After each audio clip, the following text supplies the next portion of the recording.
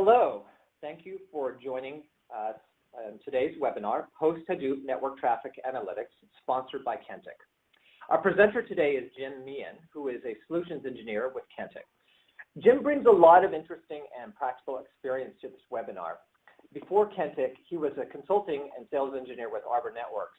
But before that, Jim compiled a long list of rubber meets the road accomplishments in network and security engineering and architecture for Metro Ethernet, e-commerce, streaming music, and gaming companies. Now here's a fun fact. Jim built and sold one of the first CLECs in the US that offered DSL over unbundled copper in northwestern Illinois in the later 90s. Okay, so a couple of logistics. If you have any questions during the webinar, please use the Q&A panel, and we'll get to them during our Q&A session at the end of our time together, if not before. And with that, I'm going to turn this session over to you, Jim. Yeah, hi there. My name's Jim Meehan, as Alex mentioned. I'm a solutions engineer here at Kentik. I wanted to cover just a brief agenda first. We'll go through a couple slides here to talk a little bit about the Kentik platform and how it's a little bit different.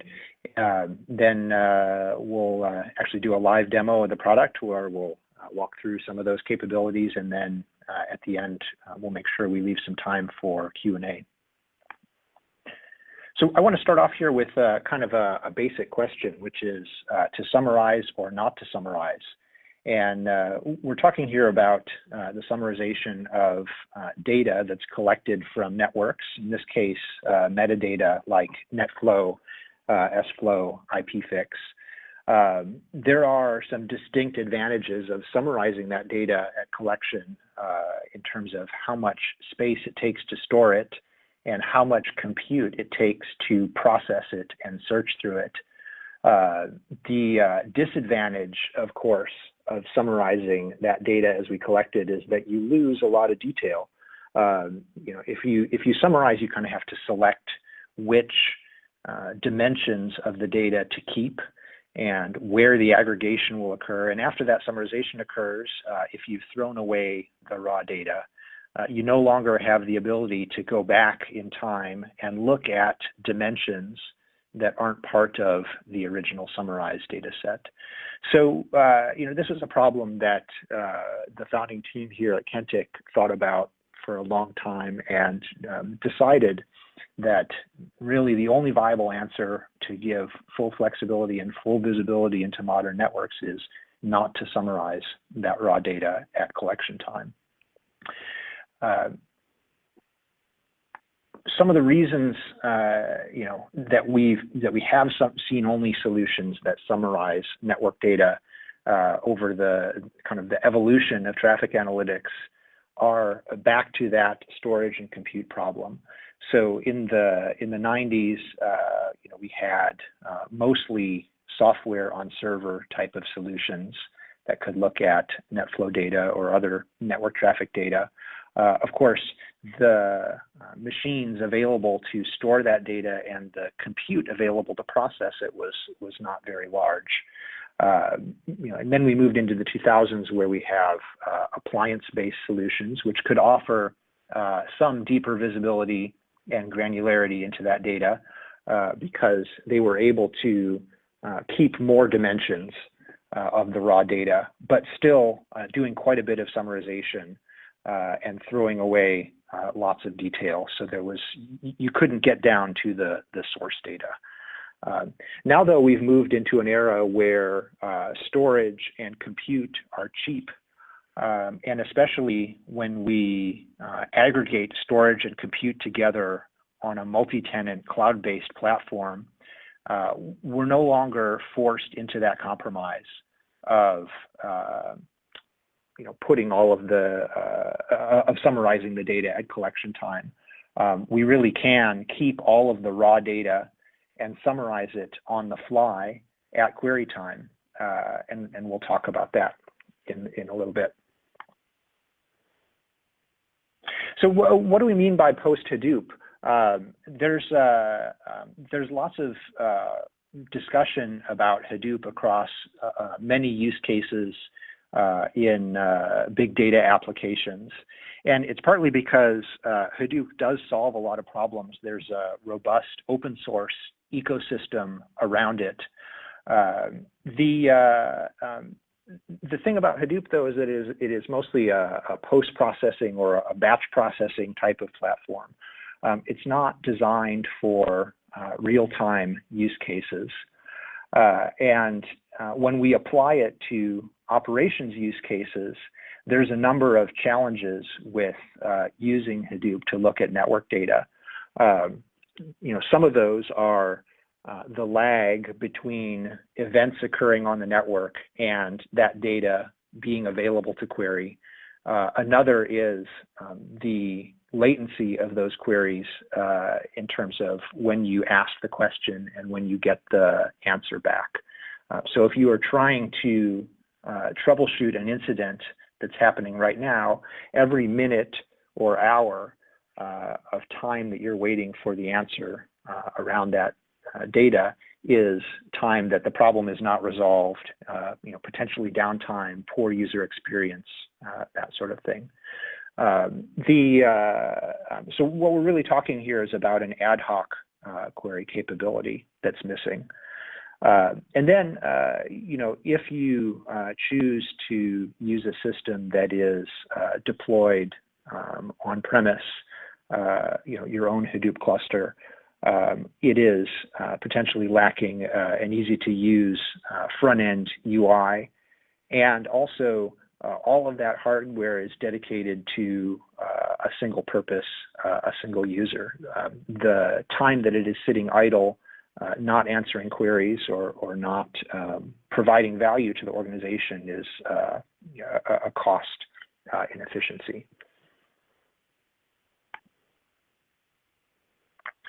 So that kind of leads us to, what's the alternative?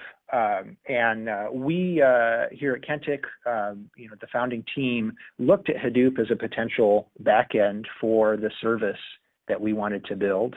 We looked at lots of other open source packages that might be the backend for a big data network analytics service like Cassandra, Hive, Druid, a number of others. And we decided that none of them are really designed for fast ad hoc queries over large data sets.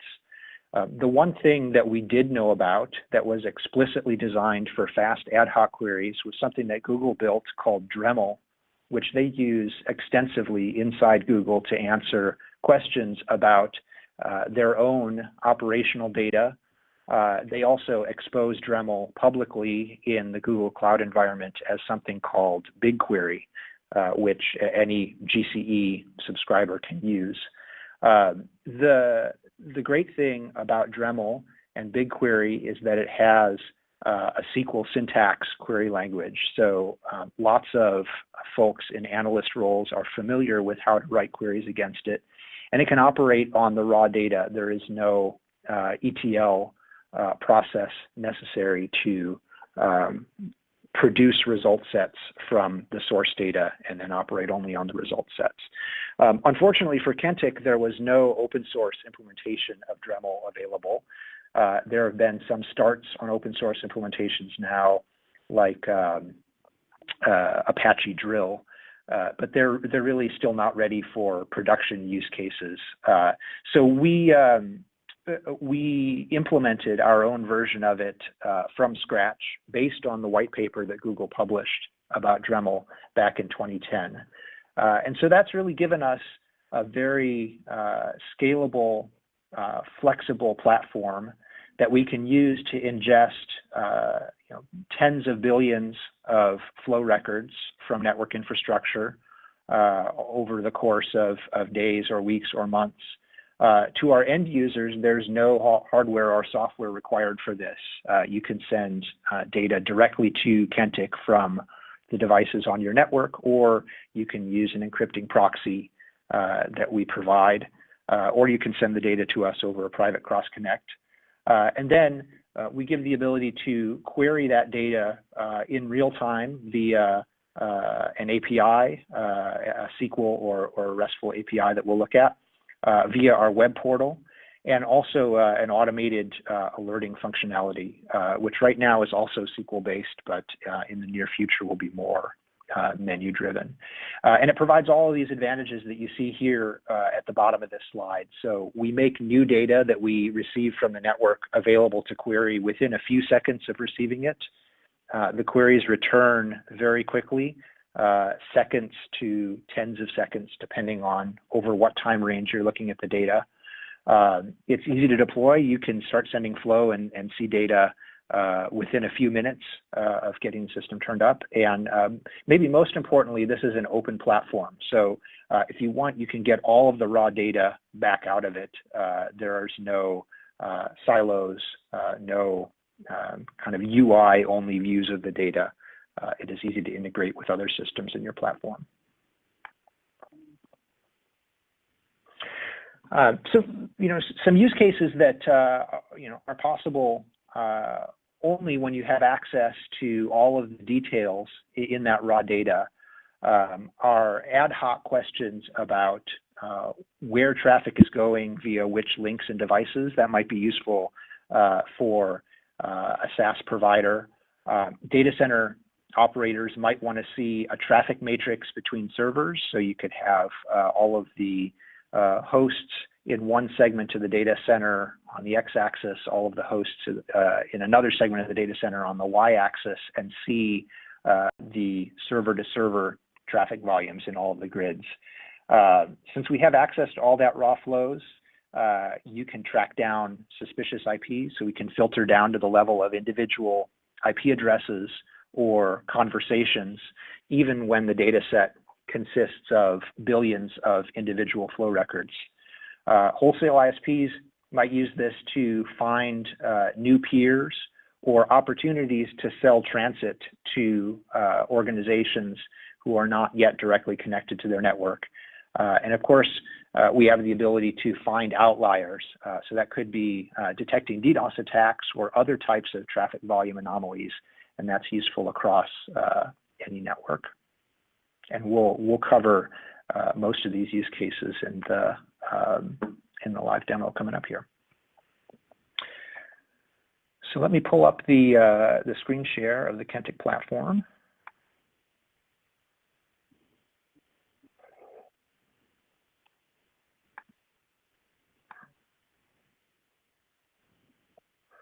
So I brought up the web UI for the Kentik platform here, and I want to start off in the query editor because first and foremost we're kind of talking about the data in the back end here, and just to give you an idea of some of the capabilities that our back end has, I can write a simple SQL query against the raw data, saying, let's look at all of the columns that we have in the data set from all of the routers that are sending flow data, where we collected the flow in the last 5 seconds, and it's UDP traffic, so protocol 17, and I want the first 10 rows.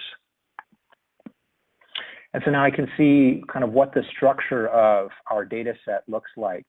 The first few columns here are all of the fields that we get out of the flow records that the network devices send to us. So things like source and dest IPs, source and dest ports, the number of bytes and packets that were in that flow record. It was UDP traffic, protocol 17, and I can see the physical and VLAN interfaces that traffic went in and out of. But then we're also enriching this standard flow data with some additional data that we get by looking up this source and dest IP from the flow record in other data sources. One of those data sources is BGP routing data, which we get by becoming a BGP peer of the device that's sending the data to us. So we can tag the flow with the source and dest AS number that it was to and from. Also the source and dest geography that we get by a lookup in a GeoIP table. And then a number of other fields that we add on here, user-defined tags for the flows, BGP paths and communities if we have that, additional geodata, so on and so forth. So because we have SQL to work with here, it's pretty easy to apply conditions to filter or group this data. So just as an example, I could say, let's look at the source addresses and the count of bytes.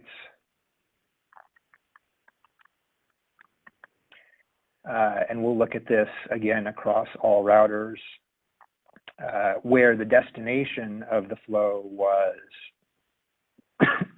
Google's public DNS. And we'll look at it over the last hour. And we'll group this by source address. And we'll order it by the number of bytes. And we'll look at the first 10. So now I've got, with the order, let's look at the data in descending order. So here I've got a list of all of the source IPs in my network that sent traffic to Google's public DNS in order of the number of bytes that they sent. And if I want to do this as a rate, I could easily divide the number of bytes by the number of seconds in the query. If I want to get time series data, I can simply add in a timestamp as one of my group by options. So then I get a column for timestamps. So now that we've seen kind of what the back end can do, let's look at how that data looks when we apply that flexibility to a graphical front end. So one thing we can do is look at large-scale aggregates like total traffic over time. And we could look at that across one router or across multiple routers. But then just like I did with kind of the raw SQL query capability, I can group that data, that time series data, by any dimension that we saw in that data store. So I could group it by destination port number, for example. And we see that in this case as time series data. So the solid blue line is, again, the total traffic volume. The dashed gray line is the total traffic volume from 7 days ago. Or I could make the dashed gray line be the total traffic from 1 day ago. And then I get a separate color band down below for each of, in this case, the top destination ports. So I can see all of the des ports that traffic was going to. I can also drill down from here. So I have a lot of traffic going to des port 22, which is SSH. And I might ask, why is there so much SSH traffic on the network? So I could pick that row and say, show me the SSH traffic by source IP. And you'll see on the left here, it's automatically added a filter. So we're looking only at traffic to that one des port now and grouping it by source IPs. And so now I've got essentially top talker sources for SSH, but it would be just as easy to look at the top destinations where that traffic is going, or add in multiple dimensions. So rather than the rows being unique sources or unique dests alone, I could choose to group by source dest pairs. And so this now shows all of the pairs of IP addresses that were involved in SSH traffic on this network. I'm not limited just to 2 dimensions. I can add up to 8 dimensions here to group by, so I can get very granular, detailed data about what's happening on the network. So let's add in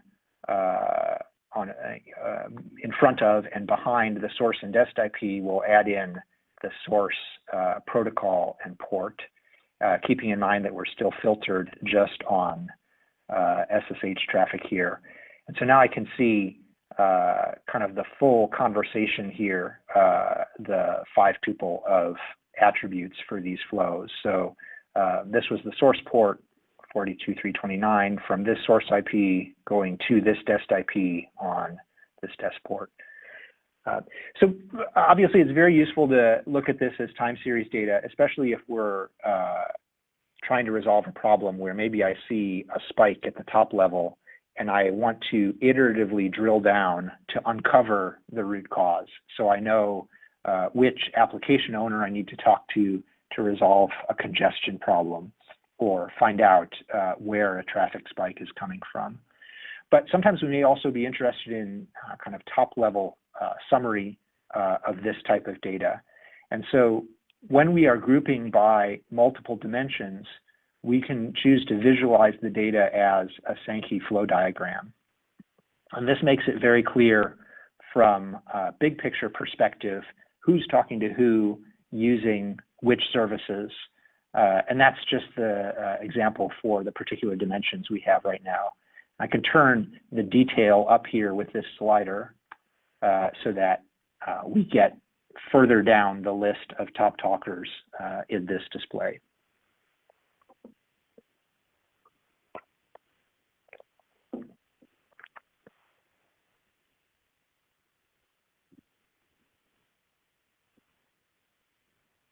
So now I have kind of a pretty complete picture of that SSH traffic on my network. Here are the two primary dest IPs that it's going to. Here are the source IPs that are sending it. And here are all of the source ports that those individual source IPs are using. So one thing we haven't talked about yet is network topology or physical interface information. And we do have in the flow records all of those source and dest ports, ingress and egress interfaces. And in the flow records, we see the ID numbers, but really what we might be interested in is the physical interfaces that the traffic went in and out of, the names and descriptions of those interfaces. So if we go back to a time series view here, I could group the traffic by egress interface. And I'll turn the detail back down and look at this as a stacked graph again. And let's look at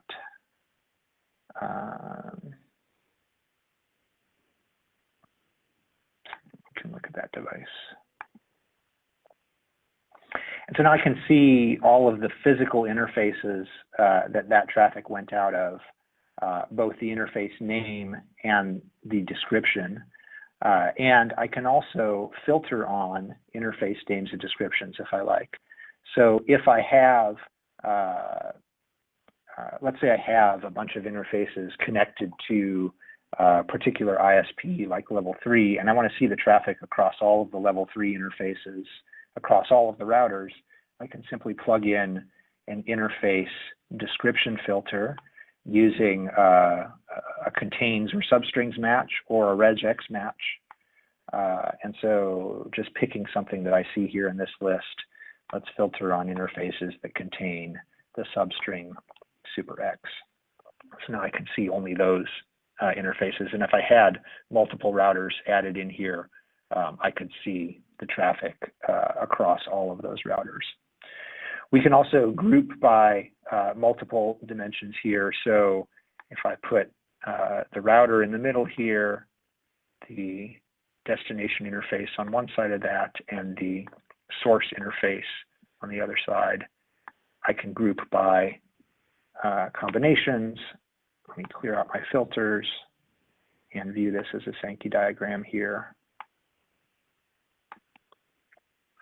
So now it becomes, if I have congestion across a device or a router, it becomes very easy to spot the ingress and egress interfaces that are involved in that. And of course, I could drill down from here to look at the source and dest IPs or other attributes of the traffic to very quickly resolve what's causing that congestion. So interface names and descriptions are one of the additional pieces of data, but we saw some other data in the back end that might be interesting, including BGP data and also geography information. So if we group by destination country, oh, I've only got one dimension, so I need to group that as a display as a time series.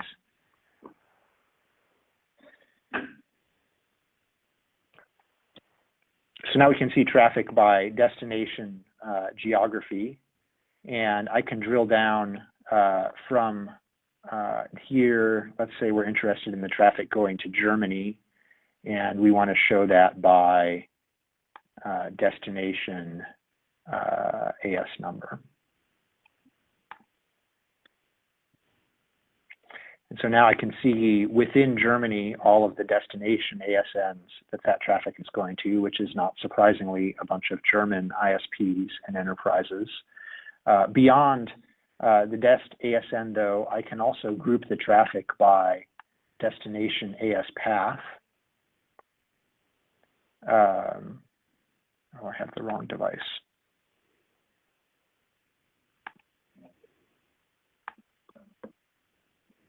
So now I can see not only the end destinations inside Germany, but all of the paths that we are using to reach that traffic. And I can also filter on the BGP paths here. So let's say I was interested only in the traffic that crossed Cogent's network on the way to Germany. I could plug in a path regex and say, just filter this to traffic that's going to Germany and crosses AS174. And now I get only those paths. So this is useful for a lot of traffic engineering use cases where maybe I have a transit interface that is approaching capacity, and I need to move some traffic off of that interface onto a different one until I'm able to increase capacity or get a bigger interface or turn it into a port channel.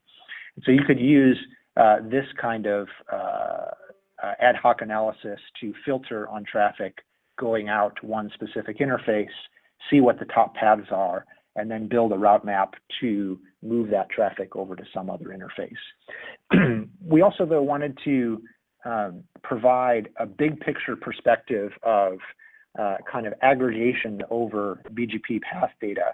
And for that, we built this analytics piece where we can build a data set that looks at traffic going out all of our edge devices, or we could make it very narrow and look just at one POP, or we could use the filters over here to look at just one interface or traffic from just one customer. Once I've created the data set, it's available here in the list for me to view. And if I click on the little peering link over here, it shows me, that's not the one that I wanted to look at.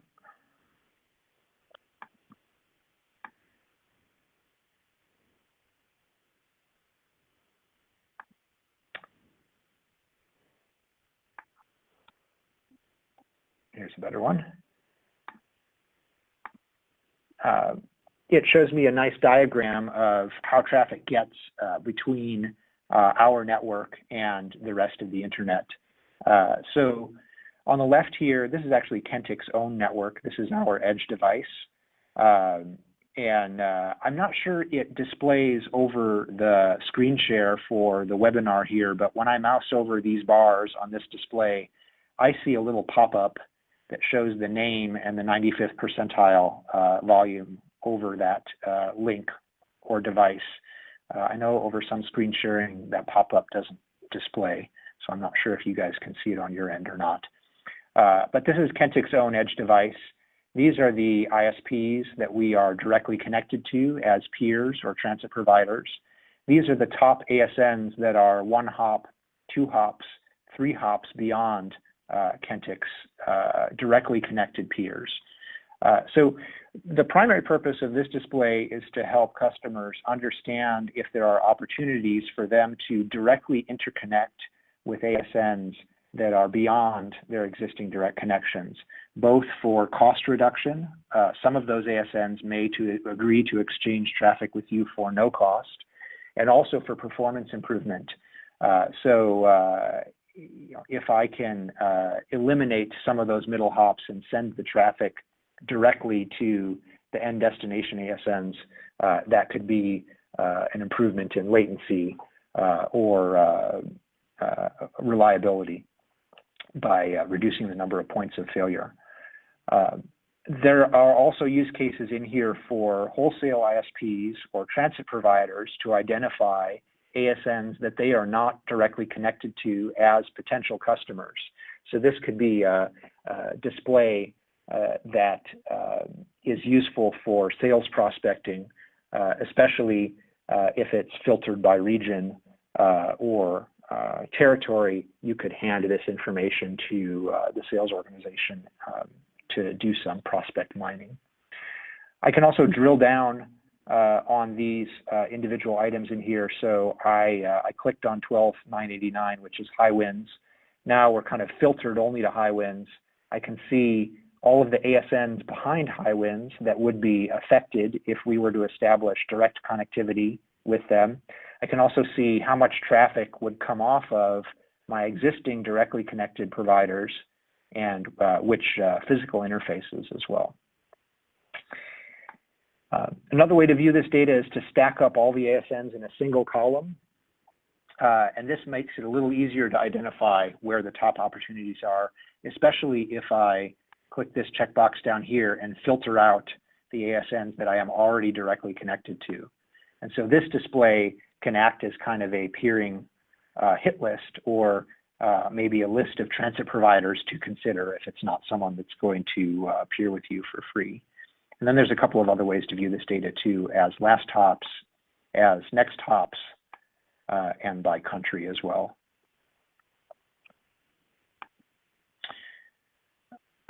Back in the Data Explorer, one other thing I'll show you here is the idea of tags. And we have the ability to let users configure named tags that can match a subset of the flow data. So you could configure tags to match traffic to and from things in the network that are important to you. That could be data centers, customers, server groups, VIPs, services that run in your network like DNS or SMTP, or things out on the internet, important third-party subnets that you send a lot of traffic to and from. And we can build the tags based on matches on interface names and descriptions, lists of IP addresses or subnets, ports and protocols, or BGP attributes. And you can build the tags here in the web UI, or you can programmatically build and update tags via a REST API.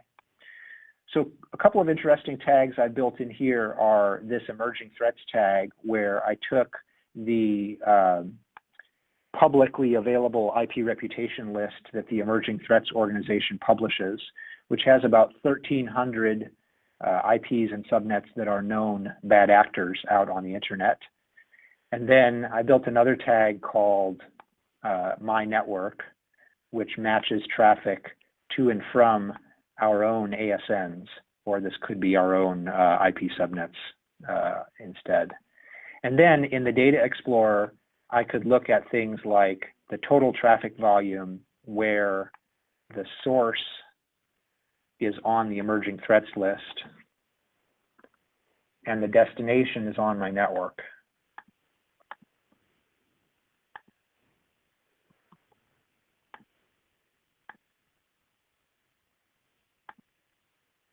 And so I can see, you know, we've got kind of a trickle of traffic here from those emerging threat sources. Rather than looking at total traffic, I could look at which IPs are being hit. And of course, I could drill down to the level of which ports and protocols are in use by adding other dimensions. So the filtering capability here is very flexible. As you've seen in some of the other examples, I can stack up different filter groups. I can have multiple terms. I can change the Boolean logic between the filter groups or the individual terms.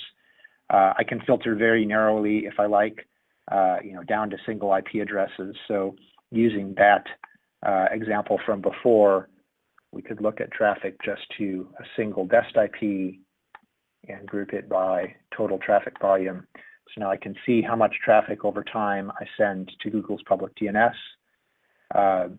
We have some other metric options here too. So rather than bits or packets per second, which are things you might commonly look at. I can also do some other types of aggregations on the data. So I could look at the number of unique source IPs over time that we're sending traffic to that destination. Of course, I have the flexibility to plug in any dest or source IP or subnet as a filter here, because this is all derived on the fly from that raw data. We also have the capability to add any visualization from the Data Explorer to a dashboard. So if I see something here that looks useful that I'm going to come back to on a regular basis, I can go up to the options menu and add this particular query to a dashboard, and then view multiple dashboards side by side. View multiple queries side by side on the same dashboard. So this is a dashboard focused on infrastructure security use cases, looking at traffic by top source IP, by top dest IP, so I can easily see if there are any outliers. Traffic using IP protocols I don't normally expect to see. Traffic going to DNS servers that aren't part of a list of known DNS servers using a tag that we built to enumerate all of the known ones. Unexpected dest countries, so on and so forth. I have the ability over here to filter the entire dashboard using any of the same filters from the Data Explorer. And I can also click through from the dashboard to go back into the Data Explorer and see that query full size with all of the original filters and group by dimensions that it was saved with. I can also up here schedule a dashboard to run periodically. So I can add a subscription for that infrastructure security dashboard and have it delivered as a PDF to a list of users on a weekly basis. So there's a lot of flexibility in what you put on a dashboard and what package data can be delivered to end users. If I like, I can also pull out individual queries up here. So I could say I'd like to get that chart and table as a PDF, and it will download for me. The Data Explorer also gives us the capability to live update the data. So I can have this graph scroll to the left and append new data points on the right every 30 or 60 seconds. So if I'm troubleshooting something real time, I can see the data update live here, and I won't make you guys wait to see a live update here, but it does add new data on the right and scroll the whole graph to the left. The last thing we haven't talked about yet is the alerting capability. And what we've done for alerts as kind of a first version is to allow those SQL syntax queries that we looked at to run automatically on a regular basis. And then we built a bunch of templates or examples that we put into every customer account that are focused on the DDoS use case.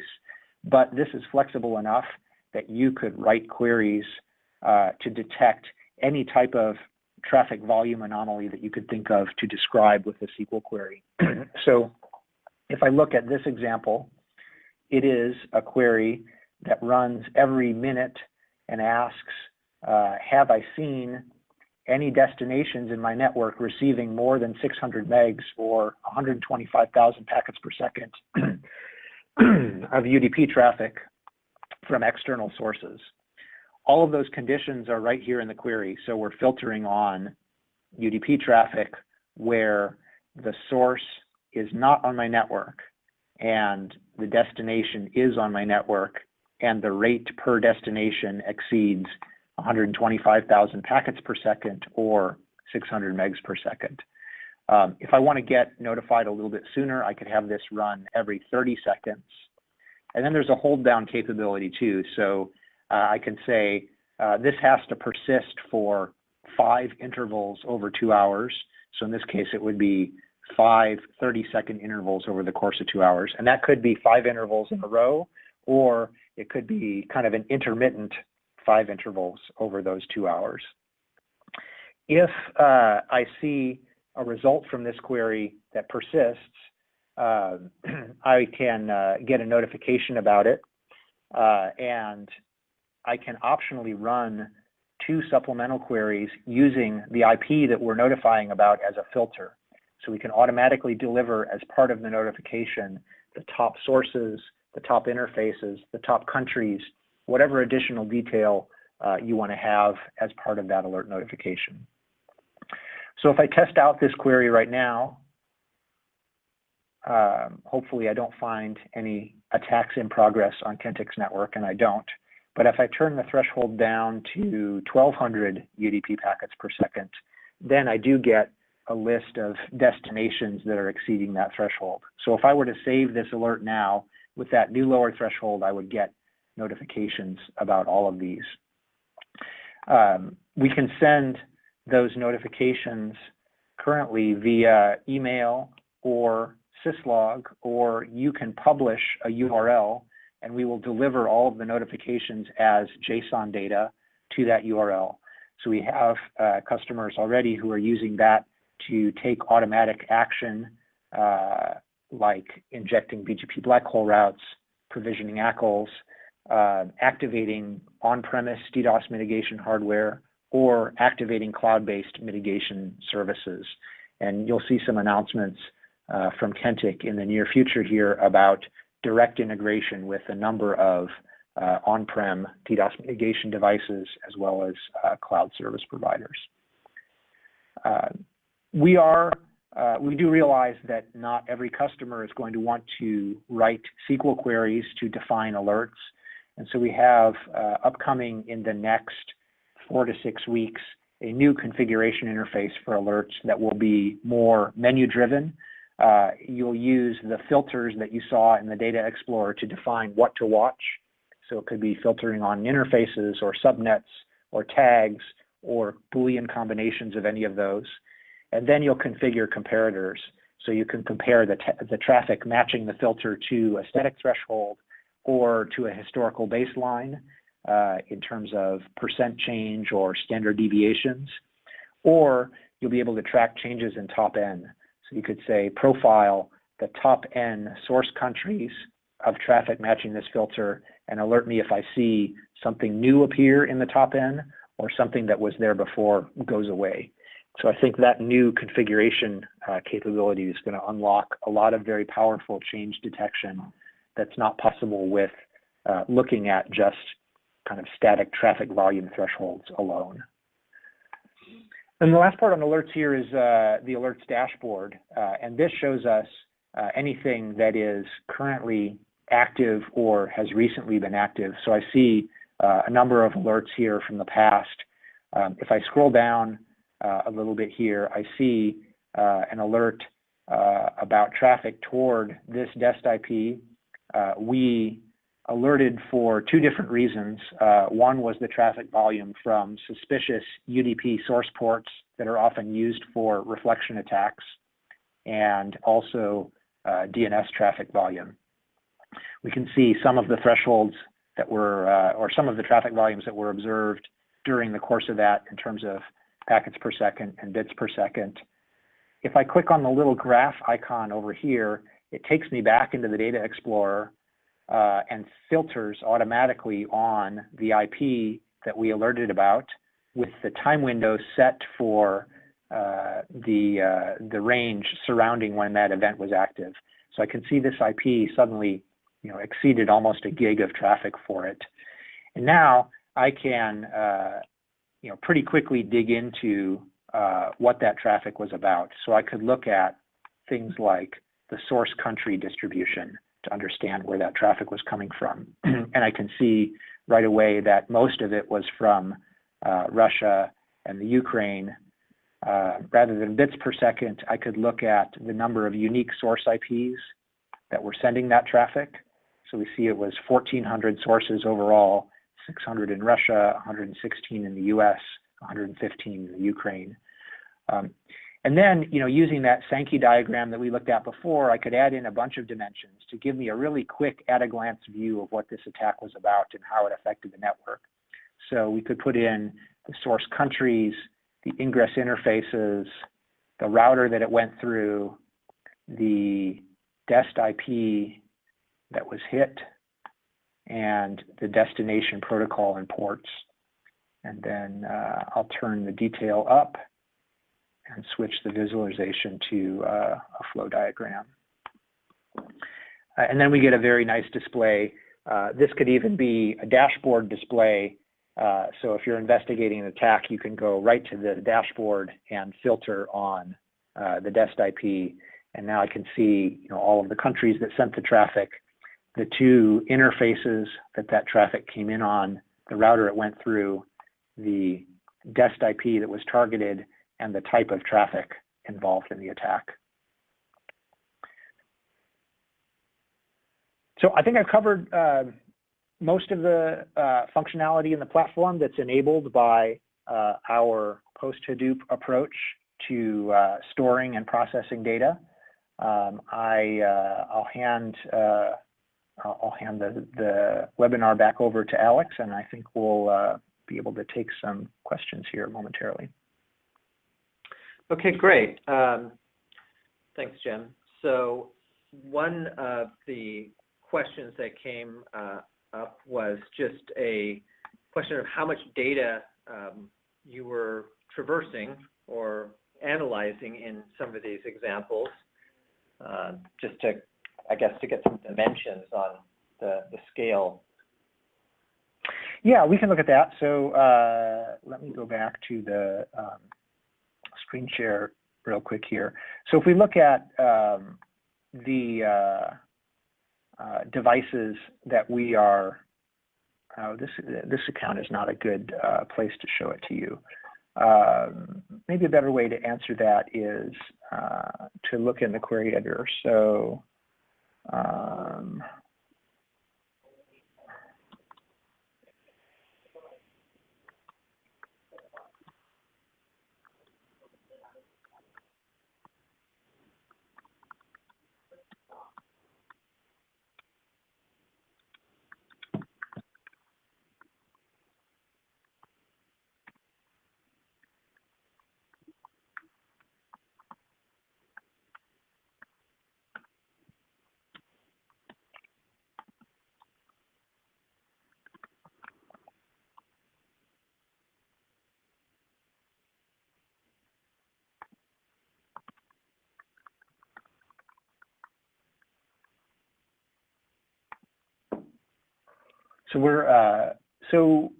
in this data set across all of the devices, we're looking at over the last day about 65 million flow records. So you can imagine, if we were looking at traffic over a longer time range, a week or a month, we could be talking about upwards of 1 billion flows. And we have some customer devices that send us quite a few more flows per second than the devices in this account are sending us. We have devices that send us several thousand flows per second, and so that can add up to tens of billions of flows over the course of the data retention that we store in Kentik. Okay, great, thanks.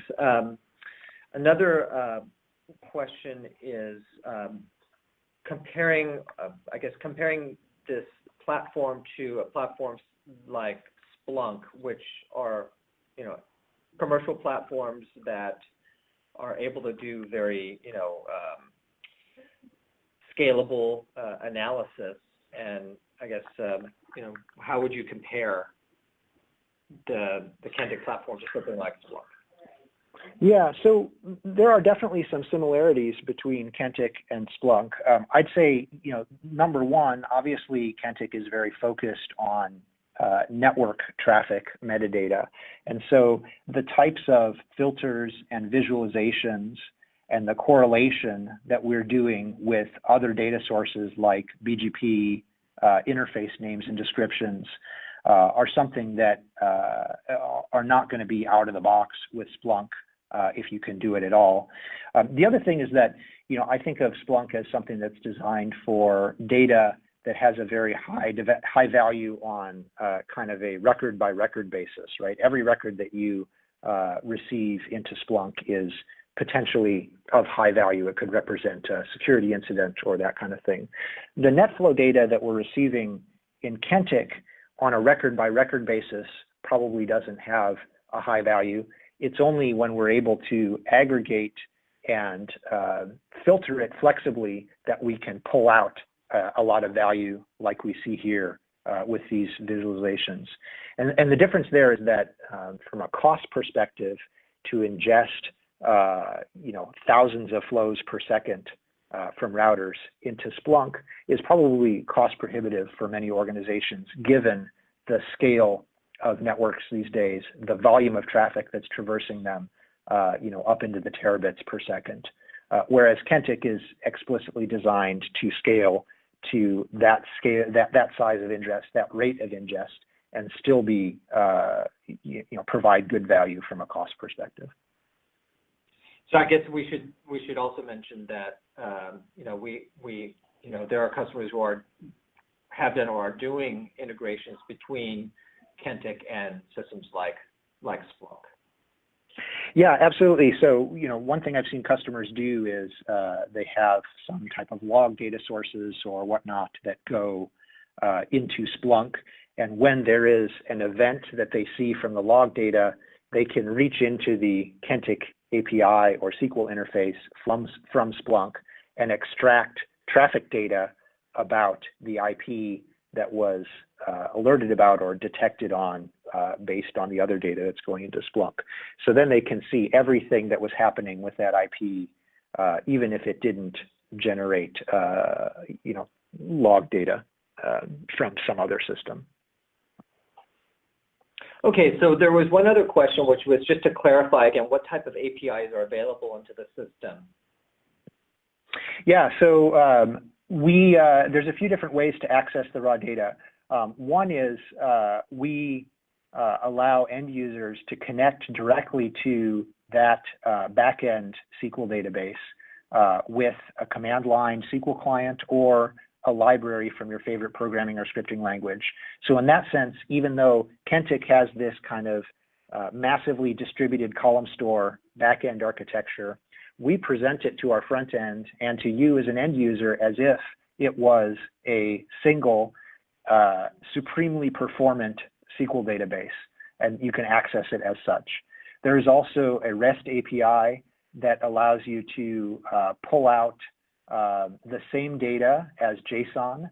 So you can hit that REST API with a SQL syntax query and get the data back as JSON blobs instead of SQL rows.